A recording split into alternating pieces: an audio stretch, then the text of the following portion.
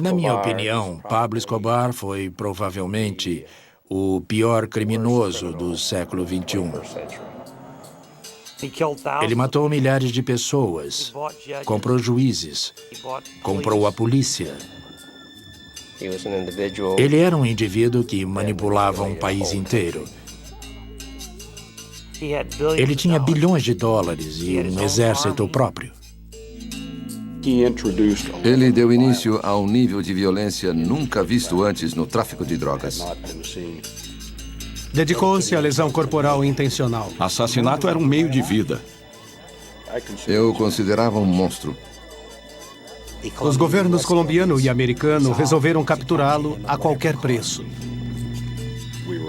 Nos envolvemos em uma operação muito longa. Quando a gente chegava na Colômbia, havia uma recompensa de $300 mil pela nossa cabeça. Ele corrompia as autoridades ou as intimidava. Sempre existia a ameaça de assassinato. Andava-se de carro com a arma em punho para se proteger. Ele se sentia no colo de Deus. Foi a maior história do bem contra o mal. Eu odiava aquele homem. E achava que não podia deixar a Colômbia até que Pablo Escobar estivesse morto ou preso em um presídio nos Estados Unidos.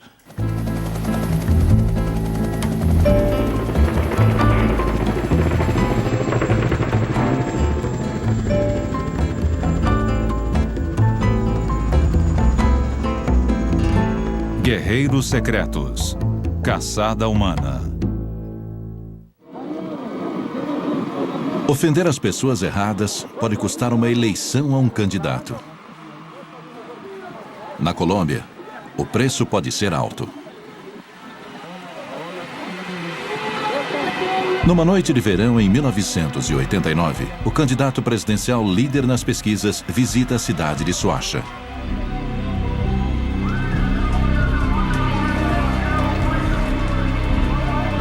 No tempo que dura um aperto de mão ou um beijo em um bebê, a campanha termina de repente.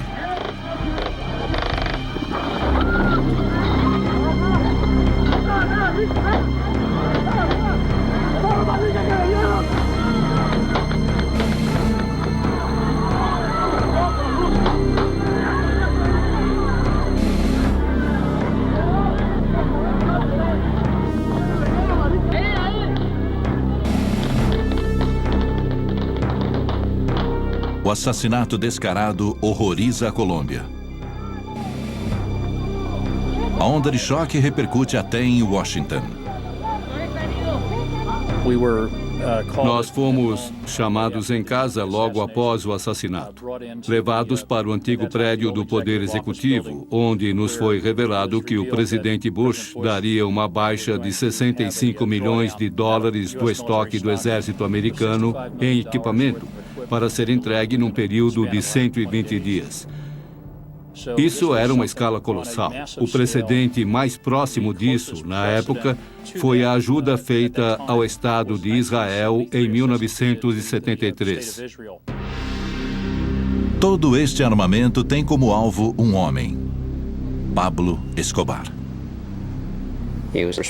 Ele foi responsável pela grande maioria da cocaína no mundo, não apenas nos Estados Unidos. Ele era o traficante mais desprezível, o criminoso mais desprezível do século.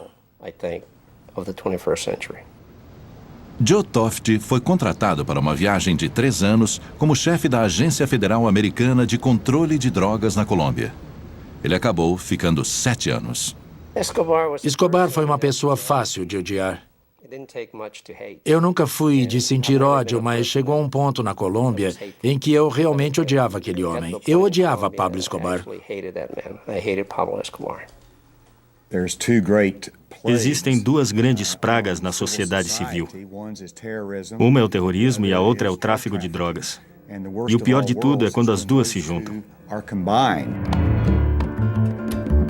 3 décadas atrás, cocaína era um negócio pequeno. Aí chegou Pablo Escobar. Escobar foi para a cocaína o que Henry Ford foi para o automóvel. Quase sozinho, ele criou uma verdadeira indústria. Ele era o rei da coca. Ele cresceu em Medellín. Ele veio de uma família de classe média baixa. Sua mãe era professora, o pai era um camponês fazendeiro. O jovem Pablo se envolveu com pessoas erradas e largou a escola.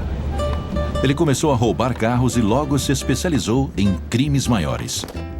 Pouco depois de largar a escola, ele se envolveu em sequestros. Mais tarde, ele se envolveu de forma mínima no tráfico de maconha. Nos anos 1970, Escobar mudou de carreira para uma indústria nova que exportava seus produtos para os Estados Unidos. Os empreendedores por trás dele foram os chilenos. Como todos sabem, no início dos anos 70, houve uma mudança política no Chile, governo militar e tal. E o crime organizado foi por fim eliminado daquele país da noite para o dia.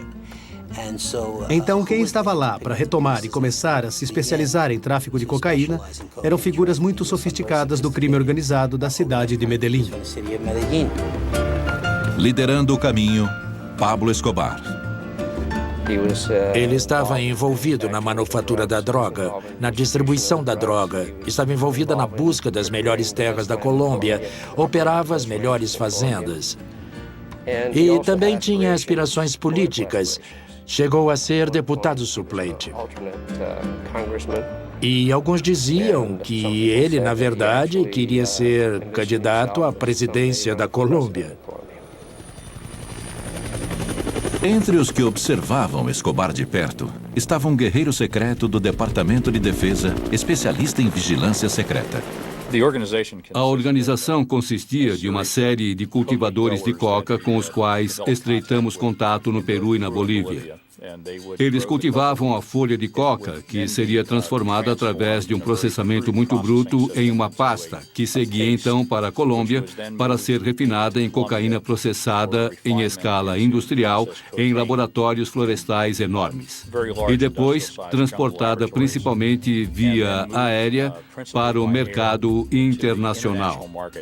Ela ia para o norte, por exemplo, para o México, para entrar nos Estados Unidos ou para as ilhas do Caribe. Quando Pablo Escobar começou, surgiu uma organização concorrente, o que nós chamamos hoje de Cartel de Cali. Eles perceberam que a demanda do mercado americano para a cocaína era tão grande que decidiram dividir o mercado entre eles. Escobar escolheu os melhores pontos de entrada. E ele começou a abastecer a Flórida, começando por Miami. Depois, usando as conexões mexicanas, partiu para a costa oeste. A Califórnia, em particular, foi inundada com cocaína.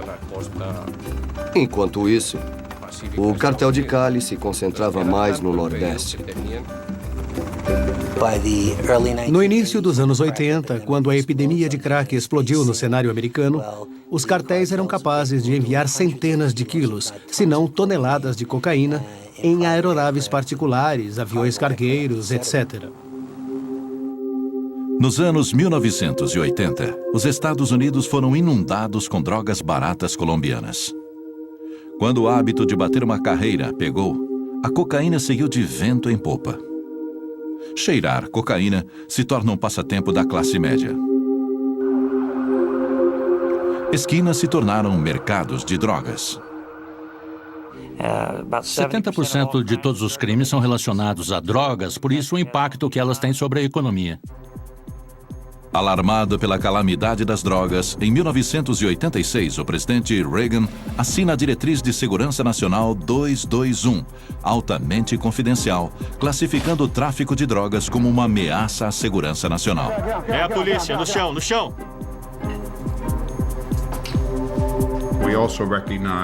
Nós também reconhecemos, na época, que havia um interesse vital em ajudar a manter as democracias frágeis das Américas Central e do Sul para o nosso próprio benefício. Os Estados Unidos passaram a combater as drogas em duas frentes, no asfalto e na floresta. Tanto o DEA como as nossas agências de inteligência Tinham estratégias para nos dizer como ir atrás daqueles que vendiam drogas nas ruas das nossas cidades nos Estados Unidos e como pressionar os cartéis na Colômbia, que eram, na verdade, os idealizadores por trás disso tudo. Havia duas facções principais, a facção de Medellín e a facção de Cali. E quando eu cheguei à Colômbia, o então chamado Cartel de Medellín era de longe o maior. Eles cooperavam mutuamente e, em muitos casos, enviavam carregamentos em comum para os Estados Unidos. Pablo Escobar e sua organização criaram uma nova modalidade. Havia duas forças diferentes trabalhando. Pablo Escobar criou um conceito que chamamos de narcoterrorismo, em que se usava o terrorismo para promover o narcotráfico. Em cambio, o cartel de Medellín, o cartel de Cali, O cartel de Cali, por sua vez, usava corrupção. Eles diziam que a corrupção funcionava melhor que bombas. Essa era a maior diferença entre os dois. Em meados dos anos 80, os cartéis colombianos controlavam a indústria da cocaína nos Estados Unidos. Em lugares como Nova York, Miami, Los Angeles, Houston, Chicago, eles controlavam o tráfico em grande escala. Na época, eu integrava o Comitê de Assuntos Estrangeiros e nós todos nos esforçávamos muito para prender os senhores do tráfico no Sul. Pablo Escobar e o pessoal do cartel de Cali eram os que mais queríamos ver presos.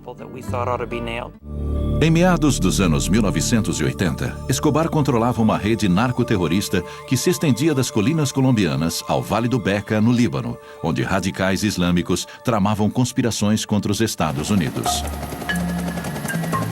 Escobar agora se tornara alvo da maior caçada humana dos Estados Unidos em solo estrangeiro até Osama Bin Laden. Conforme um tratado com a Colômbia, chefes do tráfico podiam ser extraditados para ser julgados nos Estados Unidos. A condição, eles tinham que ser presos pelos colombianos. Para se proteger, Escobar constrói uma aparência de legitimidade. Em 1982, ele ganhou um lugar no Congresso por Medellín. O cargo lhe conferiu imunidade diplomática. Em uma viagem aos Estados Unidos com seu filho, Escobar zombou de seus perseguidores posando no jardim dos fundos do presidente Reagan. Como um lorde medieval, Escobar esculpiu seu próprio feudo dentro de Medellín. Ele incluiu milhares de camponeses na sua folha de pagamento. Construiu campos de futebol, escolas e até igrejas. Ele era um filântropo do povo daquela área, então muita gente tentava protegê-lo. Ele conseguia se fazer de Robin Hood, uma pessoa que lutava pela Colômbia, que estava engajada em ajudar os pobres. E todas as atrocidades que ele fazia era por este motivo em particular. Ele era um ótimo relações públicas. Era muito bem sucedido entre os pobres desesperados de Medellín e de outros lugares da Colômbia.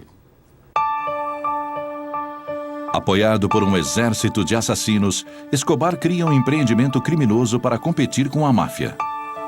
Todos os traficantes em Medellín agora pagam a Escobar uma cota de seus lucros.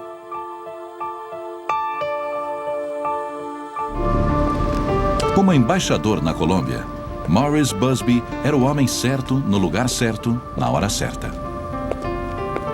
Formado pela Academia Naval, Busby era especialista em combate ao terrorismo. Escobar fez coisas horríveis para intimidar o governo e a polícia. Ele oferecia um prêmio pela morte de policiais. E na Colômbia, de vez em quando, eles usavam estudantes do ensino médio para policiar o tráfico como assistentes da polícia.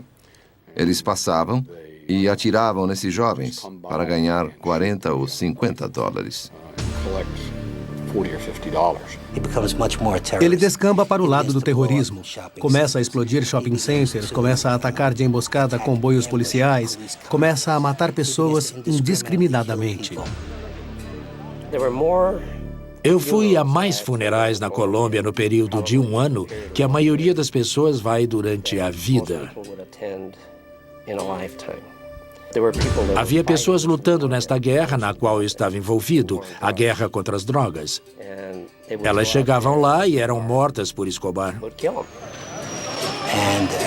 E a esta altura, os governos colombiano e americano resolveram capturá-lo a qualquer preço. Minha obsessão com Pablo Escobar era inédita para mim. Eu achava que não podia deixar a Colômbia até que Pablo estivesse morto ou preso em um presídio nos Estados Unidos. Nos anos 1980, o homem mais poderoso da Colômbia era um bandido. O chefão das drogas, Pablo Escobar, só tinha um medo: ser extraditado para os Estados Unidos, onde não conseguiria escapar da lei. Por volta de 1984-1985, o governo colombiano começou a considerar a extradição desses traficantes para os Estados Unidos. Escobar tenta evitar problemas com suborno. Quando o incentivo não surte efeito, ele recorre à punição. Um fato importante ocorrido na ocasião em que eles estavam considerando a questão da extradição foi o assassinato do ministro da Justiça favorável à extradição. O homem chamado Rodrigo Lara Bonilla foi assassinado em sua limusine. Ele era uma figura muito carismática. Não demorou muito, um contato muito importante da DEA na Colômbia, um coronel chamado Jaime Ramírez, também foi assassinado em um crime particularmente cruel. Ele foi morto no próprio carro, em companhia da família. Eu acho que esse foi um dos períodos que cristalizou não apenas a atenção colombiana aos cartéis, mas também a atenção americana a esses cartéis. Então, no final dos anos 80, o governo americano já estava tentando implantar programas concentrados nos cartéis, enquanto esta extradição estava em andamento. No final dos anos 1980, o DEA criou o programa Chefe da Droga, tomando como exemplo a estratégia do FBI para desmanchar a máfia. Uma família de cada vez. Isso também implicou em mais recursos e pessoal, atacando a infraestrutura, o transporte, a lavagem de dinheiro, a capacidade de produção, como eles compravam produtos químicos e assim por diante. Foi um plano muito bem articulado, não apenas para chamar a atenção para o indivíduo, mas também para toda a organização, para as pessoas que movimentavam o dinheiro. O plano do chefão tinha 2 inconvenientes. Dependia dos colombianos para realizá-lo e de Escobar não interferir. Ele dificultou muito as nossas operações porque ele ou corrompia ou intimidava as autoridades. Era muito difícil convencer pessoas a fazer as coisas que nós não poderíamos fazer por não termos nenhum poder policial na Colômbia. Enquanto Escobar combate a extradição, suas táticas se tornam brutais. Em agosto de 1989, seus assassinos de aluguel comparecem a um comício político em Soacha.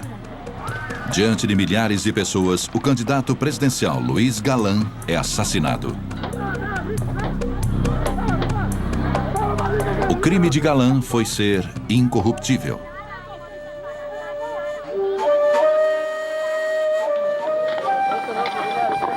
No mesmo dia, os assassinos de Escobar fizeram vítimas em outras cidades da Colômbia. No rastro de derramamento de sangue, os Estados Unidos classificam o próprio Escobar como uma ameaça à segurança nacional. Eles então embarcaram em um sistema em que havia reuniões semanais nos escritórios do Conselho de Segurança Nacional, no antigo prédio do Poder Executivo. Presentes nessas reuniões estavam os representantes do Departamento de Defesa, pessoas do Comitê dos Chefes do Estado-Maior, do Conselho de Segurança Nacional, do FBI, do DEA e da CIA. Uma das tarefas do DEA era recrutar informantes dentro da organização de Escobar. Os informantes que nós estávamos recrutando não estavam todos na Colômbia, mas nós tínhamos informantes nos Estados Unidos e em outros países fornecendo informações sobre o paradeiro de Escobar e a organização dele. À medida que os guerreiros secretos chegam ao rastro do Senhor da Droga, Escobar compra sua saída da cadeia. Viciada no dinheiro do rei da coca e com medo de seus capangas, a Assembleia Colombiana vota na ilegalidade da extradição.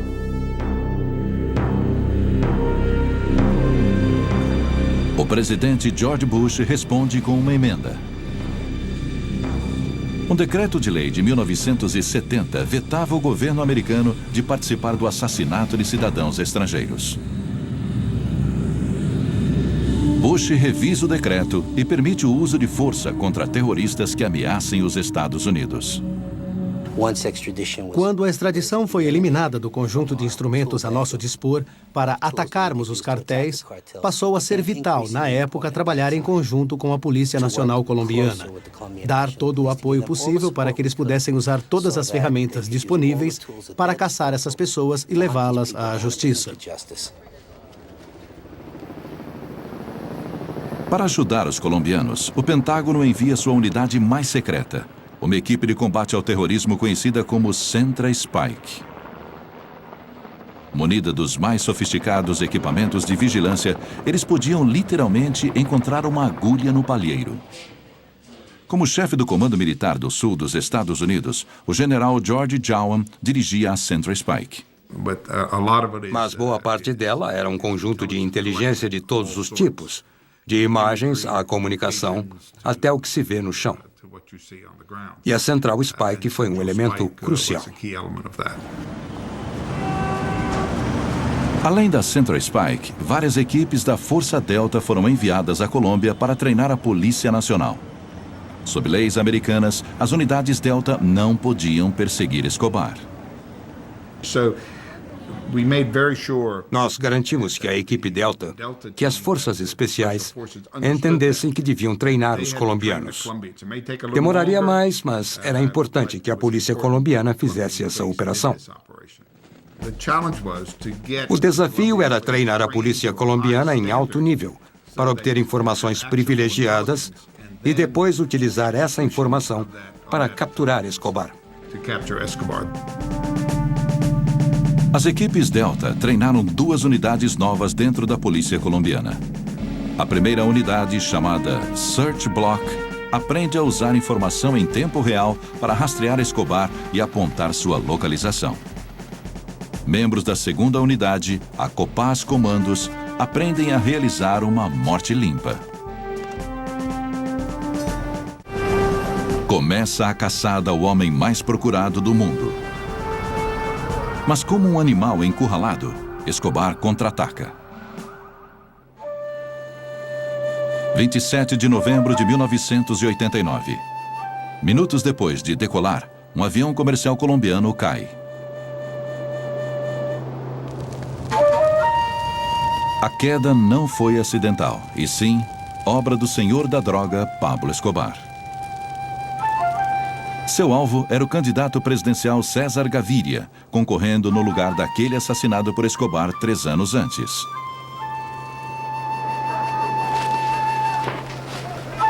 Mas Escobar estava mal informado. Gaviria não estava no avião. Todos os que estavam a bordo, 110 pessoas, morreram. Um mês depois, Escobar ataca novamente.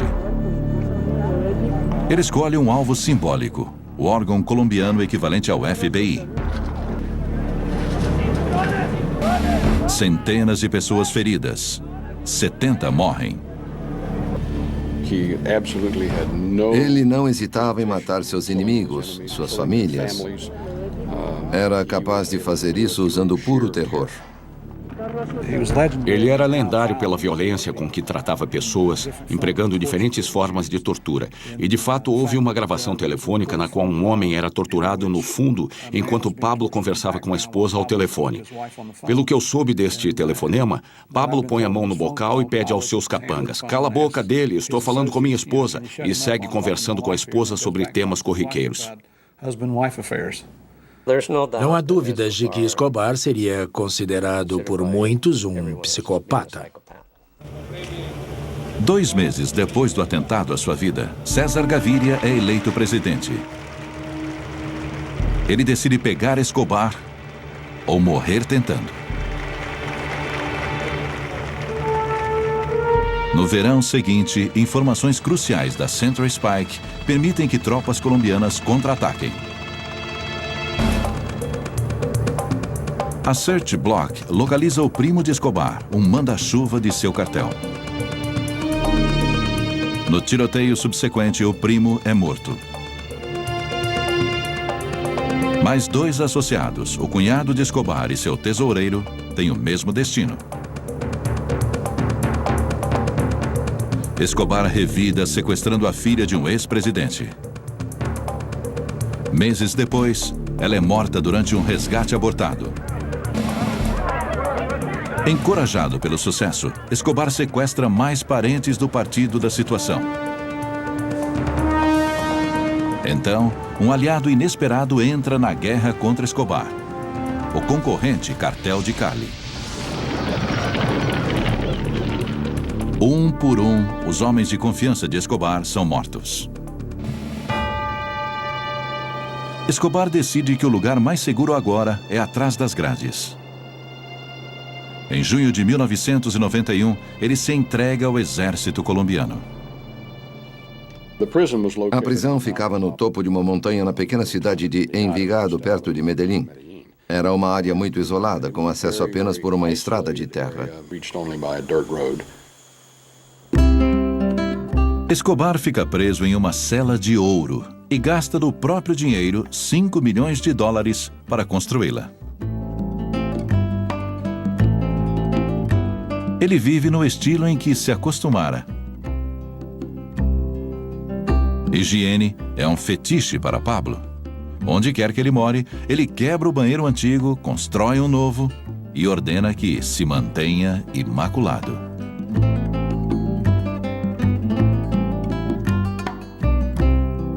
Ele zomba da polícia, levando drogas e prostitutas para a prisão. Ele construiu uma discoteca dentro da prisão, assim podia entreter os funcionários e os convidados. Era uma grande farsa.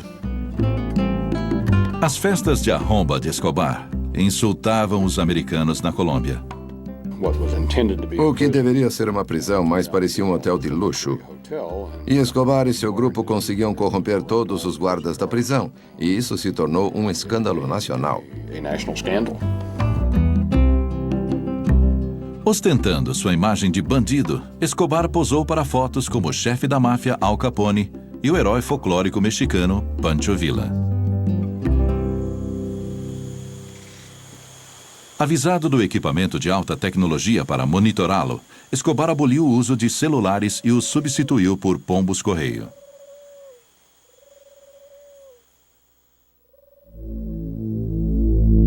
No cúmulo da audácia, Escobar reuniu um arsenal para seus homens de confiança. Na verdade, a polícia foi banida de uma certa distância da prisão. E basicamente não era uma prisão, era uma situação em que ele deixava a prisão quando queria. Ele conduzia negócios da prisão. Os negócios eram os de sempre. Mergulhado em arrogância, Escobar agora foi longe demais, mesmo para o governo colombiano. Sabendo que 2 de seus auxiliares estavam roubando milhões de dólares, Escobar os chamou até sua prisão. E, segundo consta, ele os matou pendurando-os de cabeça para baixo sobre uma fogueira. No golpe de misericórdia, Escobar matou os irmãos da vítima usando tropas do governo.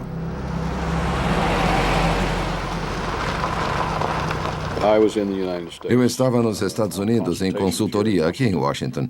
Recebi um telefonema em torno da meia-noite, dizendo que o governo colombiano estava preparando uma ação contra Escobar e queria tirá-lo de Envigado. Subornados ou intimidados, os soldados param próximo da prisão. Escobar se aproveita do atraso. Umas 5 ou 6 horas se passaram e recebi outro telefonema dizendo que de fato ele tinha escapado. Escobar se torna um fugitivo relutante. Acho que ele nunca teve a intenção de sair de Envigado. Só quando o governo colombiano montou uma operação para retirá-lo de lá e ele percebeu isso, foi que ele fugiu para impedir que isso acontecesse. Foi embora. Mas acho que se o governo não tivesse feito isso, ele estaria tão seguro quanto no colo de Deus. Não havia razão para ele querer sair de lá. Com Escobar solto, o presidente colombiano procura Busby. Ele, obviamente, estava transtornado pelos mesmos motivos que eu. Conversamos sobre isso e ele deixou claro que gostaria da ajuda americana. Eu garanti a ele que nós ajudaríamos e voltei à Colômbia no mesmo dia. Com a retomada da caçada a Escobar, cada minuto contava. Eu achava que quanto antes nós pudéssemos procurá-lo, maior a chance de localizá-lo, porque ele não havia planejado sua fuga e ainda não tinha tido tempo de contatar seu pessoal e montar as defesas que ele mais tarde providenciaria para se proteger. Então, era primordial que nós agíssemos bem depressa. Assim que Gaviria, o presidente da Colômbia, pediu ajuda aos Estados Unidos para recapturar Escobar, a partir daquele momento as Forças Armadas realmente se envolveram, fornecendo recursos, treinamento e etc. Foi um esforço sem precedentes. Eu não consigo me lembrar de outro momento com tanto apoio de Washington para pegar um criminoso em terra estrangeira. Não era apenas um homem. É preciso lembrar que ele era o líder do cartel de Medellín. Ele não foi o único que fugiu, mas vários membros da sua gangue, que também eram assassinos e membros do alto escalão do cartel. Ele tinha uma infraestrutura na cidade de Medellín e em outras regiões da Colômbia. Bastava ele ligar e, em um curto período de tempo, reuniria um grupo para protegê-lo. Começa uma caçada mortal entre o comandante do exército da cocaína e os guerreiros secretos americanos. Dias após escapar da prisão, o lorde da droga Pablo Escobar desaparece na selva colombiana. A princípio, nós acreditávamos piamente que iríamos pegá-lo muito rápido. No entanto, Escobar provou ser um grande adversário. Ele conseguiu burlar a operação que nós montamos para encontrá-lo. Minha opinião era que, depois da segunda semana sem capturá-lo, nós entraríamos em uma operação muito longa. Conforme a caçada se arrasta, Escobar ataca seus perseguidores. Ele paga a garotos em Medellín algumas centenas de dólares para cada policial que matassem. Mais de 150 foram assassinados. Em Bogotá, uma onda de explosões abala a capital. Centenas morrem na carnificina. Muitos americanos trabalharam em situação de perigo. Houve um caso em que uma bomba explodiu numa área onde um jovem jantara com sua esposa 15 ou 20 minutos antes. E o restaurante em que estavam foi derrubado. Janelas das casas do nosso pessoal se quebraram. Havia a ameaça constante de assassinato. Quando a gente chegava à Colômbia, era avisado: sua cabeça vale 300 mil dólares. Haja de acordo. Ou seja, fique atento ao que se passa ao seu redor. Depois que Escobar fugiu, o DEA levou Steve Murphy às pressas para a Colômbia. Ele se instalou na base de Escobar em Medellín, a cidade mais violenta do mundo. Eles mandavam uma caravana de carros formada por pelo menos 5 carros, de 3 a 4 homens por carro, armados até os dentes. E você lá com a sua arma. Era 1 hora de carro por uma serra até a cidade de Medellín em alta velocidade. Eles não permitiam que carros se aproximassem da gente quando estávamos no carro com eles. ultrapassando em curvas, subindo em canteiros, o que fosse necessário para te levar até a cidade de Medellín, até a tal base. E você andava de carro, literalmente de arma em punho, para se proteger, porque nunca se sabia de onde viria um ataque. Conforme toma a ofensiva, o fugitivo Escobar se desestabiliza. Fugindo dessa maneira, é muito difícil gerenciar um empreendimento internacional de cocaína. É preciso pôr a mão na massa para gerenciar de forma correta. É preciso manter contato com seu pessoal diariamente, dar instruções precisas aos encarregados de transportar a cocaína, de arrecadar o dinheiro das vendas, de contratar os voos para levar a cocaína para o México, e assim por diante. Escobar não podia fazer isso enquanto fugia. O cartel de Medellín foi efetivamente desmontado durante a caçada a Escobar. Então Escobar estava sendo caçado e sentindo a pressão.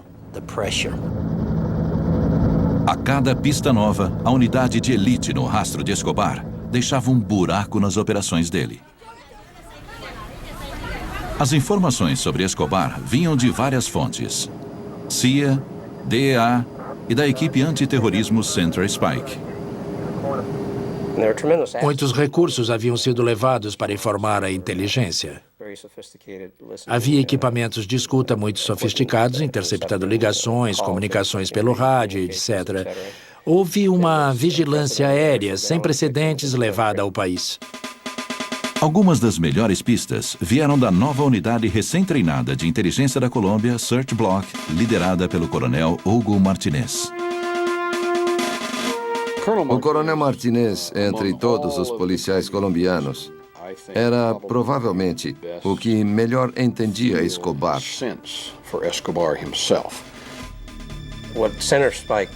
O que a Central Spike fez foi aumentar tremendamente a nossa habilidade de monitorar as conversas entre Escobar e o seu grupo. Escutas escondidas ajudaram a capturar os companheiros de Escobar, mas não o próprio Escobar. Quando eles triangulavam o sinal dele, o equipamento de busca direcional de rádio não tem precisão absoluta. Ele te dá a área em geral.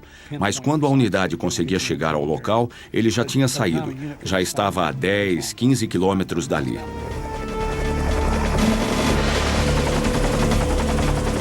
De repente, a mina de ouro de informações acaba. Através de vazamentos na polícia colombiana, Escobar descobre sobre a Search Block. Foi quando ele começou a usar radiofones em um táxi. Medellín é uma cidade grande. Acho que tem 1,5 milhão de pessoas. Não lembra em nada Nova York, mas existem muitos táxis em Medellín, milhares deles. Então um táxi entrava em qualquer bairro do centro. Qualquer lugar de Medellín pode ter um táxi. Iniciou-se uma rotina frustrante. Central Spike captava um sinal do telefone de Escobar e passava um rádio para a Search Block. As tropas da Search Block corriam para as coordenadas, chegando invariavelmente minutos atrasada. Uma perseguição levava a uma casa em uma favela com um banheiro novinho, prova de que estavam no rastro de Escobar. O que se revelou durante a perseguição a Pablo Escobar é que ele tinha uma fraqueza. Seu calcanhar de Aquiles era a família. Ele estava trabalhando para tirar a família do país. Num voo da Lufthansa saindo de Bogotá, nós descobrimos através da Polícia Nacional da Colômbia e nós providenciamos pelo menos um agente e 2 policiais colombianos para embarcar no mesmo voo à paisana. O objetivo era só observar a atividade deles e ver se estavam se juntando a outras pessoas no avião para ver com quem eles se encontrariam quando chegassem à Alemanha. Eu estava convencido, e acho que a maioria das pessoas também, de que ele queria a família fora do país porque estava preparando um voo para a morte. E com a família longe, nós iríamos ver muito mais explosões de bombas, muito mais assassinatos, que essa era nitidamente a intenção dele. Através de canais diplomáticos, o embaixador Busby fez contato com oficiais alemães na Colômbia e depois eles voltaram para seu país natal e por fim tiveram acesso negado para a Alemanha.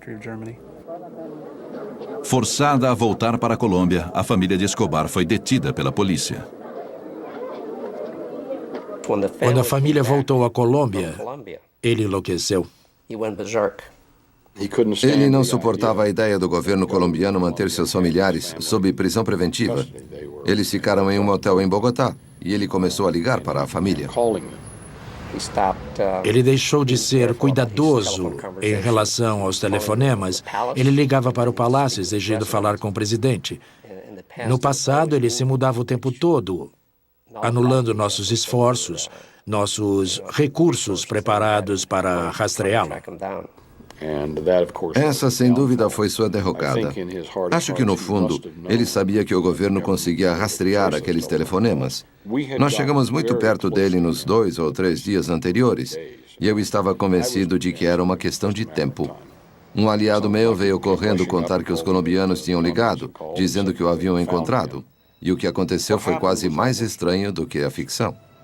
Com a maioria de seus auxiliares mortos ou presos, Escobar recrutou o filho para ajudá-lo a dirigir o cartel.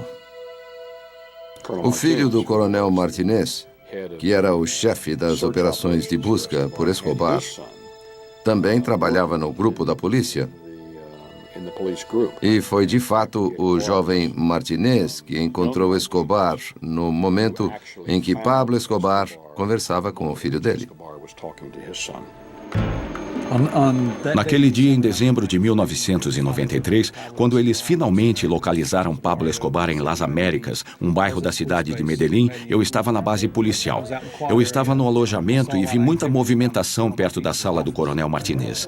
Eu fui até a sala do coronel para ver o que estava acontecendo e havia alguns tenentes coronéis por lá e eu perguntei a um deles: "O que está acontecendo? Está tumultuado. Com certeza tem alguma coisa acontecendo." E ele me confidenciou: "Eles acham que localizaram Escobar." Então eu continuei ouvindo. Coronel Martinez estava ao telefone falando com o filho, Tenente Martinez, e eu só estava ouvindo um lado da conversa.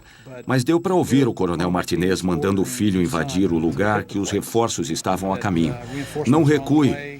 E o que eu soube mais tarde foi que o Tenente Martinez queria recuar e esperar os reforços chegarem. Obviamente porque ele estaria enfrentando o traficante de drogas mais violento do mundo. Pablo Escobar estava encurralado, mas não capturado.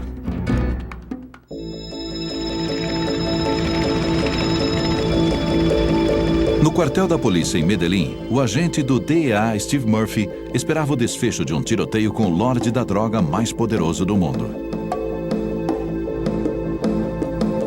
Uma unidade de elite da polícia colombiana localizara o esconderijo de Pablo Escobar.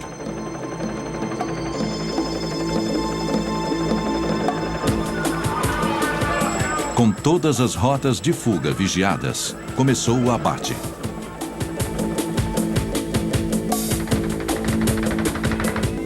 Escobar vai para uma janela no alto. Acho que deu para ouvir o tiroteio, ou talvez tenha sido por telefone, não lembro bem. E eu logo ouvi o Coronel Martinez gritando: "Eles pegaram Escobar, acabaram de matar Escobar." Eu entrei no carro com ele e corremos para o local. Quando chegamos lá, havia um bloqueio da polícia. As forças armadas ainda não tinham chegado. Apenas a polícia cercava a área. Nós entramos e subimos para o segundo andar. Eu estava lá com o Coronel Martinez observando o telhado onde estava o corpo de Escobar e os 7 homens da unidade que conduziram o ataque estavam lá também. Eu fui contar ao pessoal da CIA, eu fui contar para todo mundo que encontrei na embaixada que Pablo Escobar finalmente estava morto. Eu estava no meu gabinete na embaixada quando soube que Escobar tinha sido morto. Pedi uma prova. Eles voltaram. Eu liguei para o contato que tinha na Casa Branca e disse: "Acho que nós o pegamos." Uns 15 ou 20 minutos depois, eu soube que eles tinham comparado as impressões digitais. E, de fato, ele estava morto. E foi o fim de 18 meses de estresse. A grosso modo, eu acho que foi a maior história do bem contra o mal. Se quisermos criar personagens para a história, seria o Príncipe das Trevas, personificado por Escobar, contra as forças do bem. Nesse aspecto em particular, as forças do bem ganharam. Eu acho que não há um grupo melhor de agentes, mais concentrado em sua missão. Eles são extraordinariamente valentes, mostraram um nível de comprometimento que iriam a qualquer lugar para cumprir a missão. Ainda há uma grande quantidade de drogas produzidas na Colômbia que consegue passar pelas nossas fronteiras mais pobres. Minha opinião é que, com certeza, nós, como um país, nós, americanos, temos que continuar a luta contra os traficantes de drogas. Precisamos impedi-los, combatê-los a cada momento.